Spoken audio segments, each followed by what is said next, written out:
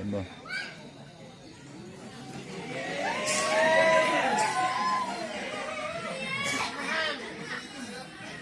กี่ปีในนั้นเนี่ยทบจงูสิก็แค่เลี้ยงเขาหรอ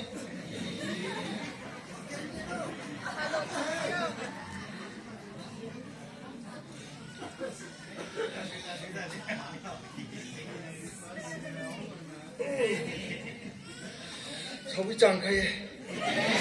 มันเร็วมันไม่ตัดให้สมิวไปได้ยินตัวดูไปสิ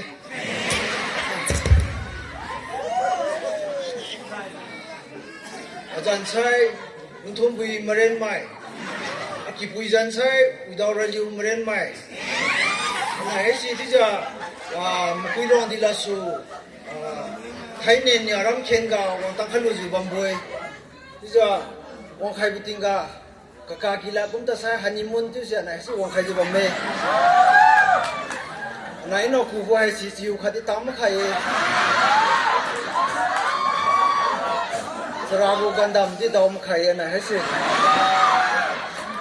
นี่จะ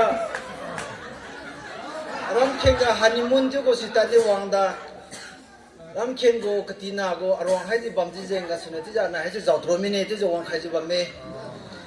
ที่จะไหนวังไข่ลูกก็สลุยเสลียมขัดที่พอสกัดให้สิขัดที่วังมาเกที่ยอมตัดที่วังไข่ตั้งก็ลูกก็อารมณ์เข็นไม่ตัวว่าขาดกันนุยขันนี้ด้าพ่อพี่ไม่เนี่ยให้จุดดินบ่บัมที่ข้างอายุไม่ให้สิข้าตัวไม่จังจะไม่มีแต่ใช่ก็ปุยผิว